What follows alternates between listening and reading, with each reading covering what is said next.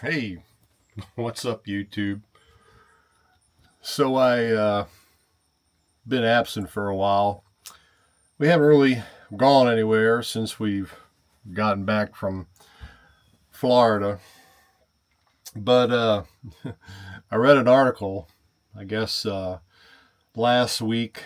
One of the I don't know, one of those emails I get. So I read this article, and it said, lady dies from brain-eating amoeba. I'm like, oh, well, that ain't good.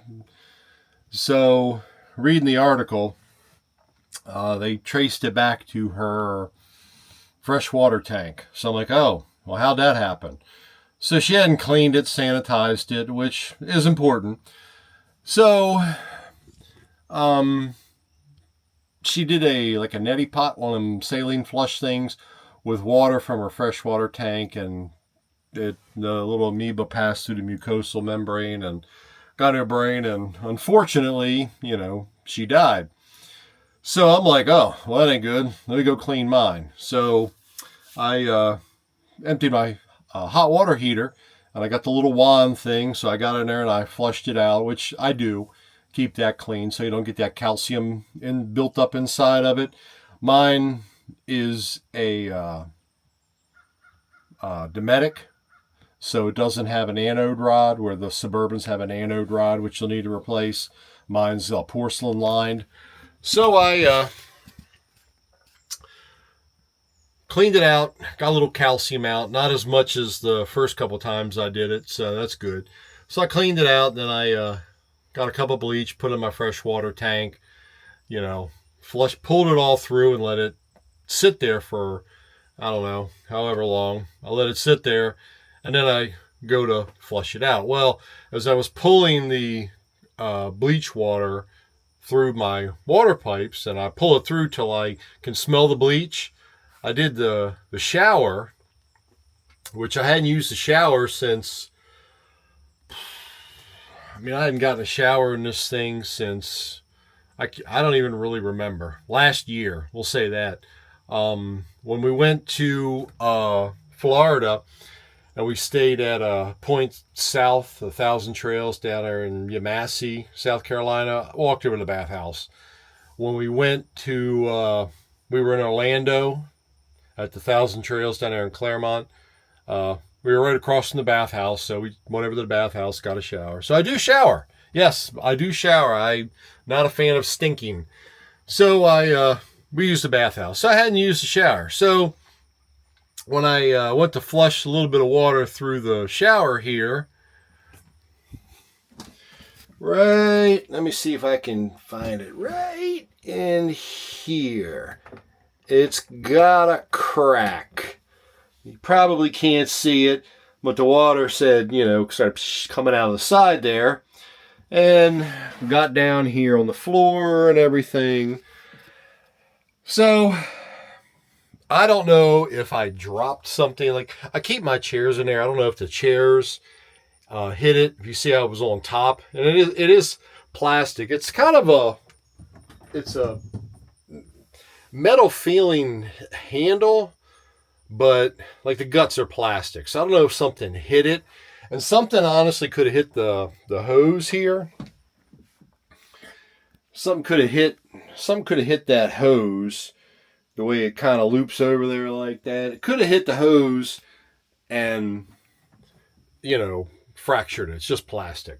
Or I could have not winterized it 100%, which I don't think so. I used the compressed air method, and I, didn't have any problem the other years, but, I'm just going to assume something fell on it. So I got a new one. So I went on to the mighty Amazon, and I got a new one here, and this one, ooh, look at that, is metal. Where'd it go? There it is. So this one here is metal. The neck up here, where's it at? The neck is metal. Right up in here, all that is metal. All these are metal.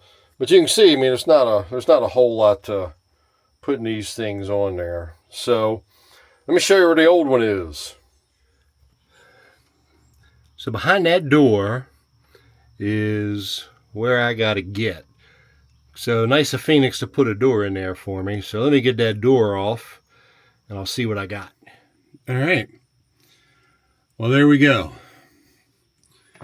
There's the piece. So I got to unscrew these little 90-degree adapters I see, and then pop these little suckers off here. So let me see how hard that's going to be. All right. Well, for some reason I had to get a towel because there was water spurting out of here. And it's still, this would be the hot side. Water spurting out of there, and the other side was okay. And you got to take these little 90s off. So I guess the next thing is to try to get these things off. This was all just hand tight, so I haven't used a tool yet. Probably going to get a pair of channel locks and just get them loose. So let's see if we can get that off. There you go. Let's see if you can see this. I don't know if you can see that. You see how thin that little piece is right there? It's having trouble tracking me. Wait a minute. No, up here at me. There you go. Anyhow, that little piece is like, you know, it's like this big, but it's like really thin. My water's gurgling. Let me see. Is it gurgling? Where'd it go? Yeah, might have gurgled. All right, well, there's a hole right there. So, let's take a look at it and see about getting the new one installed. All right, well, see if I can zoom in a little bit. All right, well, there it is. It is attached. It's got a couple of, big gaskets on this side of it. And then over here, where'd it go? There's those.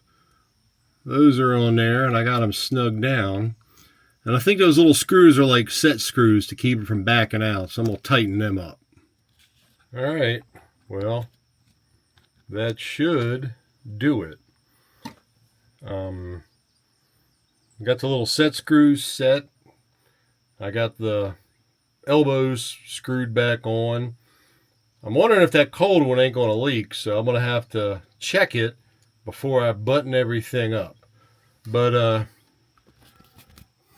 of course you would want to check it before you close everything back up. So, yeah, when you're done, I guess just check for leaks. And I got to put the shower head back on. Oops, somebody's calling me. Hold on. Let the record show I am not a plumber. Okay? This is just an RV. All right.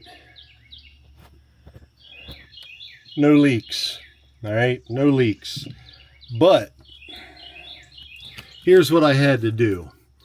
As you can see, these have to be vertical. Okay? They got to be up and down to get the pipes back on. Well, one of them was kicked like way over to here. So, and I lost an O-ring. There was two O-rings in one of them because I tried the other one and I guess I pushed the O-ring in. So I fished the O-ring out. Each one has an O-ring now. But first it was, I guess these threads are a little different the way they're cut. But one was over here. So what I did is I took this thing back apart and I put the elbows on there so that they would both have to be like, like they are now, up and down, vertical. One was still crooked. So I took this pair of channel locks and I grabbed hold of this metal thread and turned it. So I grabbed hold of it and turned it when it was out until the one that was crooked was now vertical. So that's, I guess, what you have to do. I assume these are threaded into the shower head inside. So yeah, that's what you got to do. Looks like if it's not, sometimes it don't matter if there's enough slack in your line, but there wasn't enough slack, and it's got to be in this 90-degree position. So as you can see, it's on, it's under pressure, and it's dry. It ain't leaking. And then I got the old shower head here. Water pump running. No leaks up here. So, yeah. Needless to say, I'm not a plumber. So I really wasn't sure why it wasn't lined up. So I just said, well, we're just going to try this. So I grabbed over the channel locks and turned the threads and got them both to 90 degrees, and nothing's leaking. It's under pressure. So I'm going to call that a wrap. I'm going to button everything back up. So hopefully you learned something. I learned something.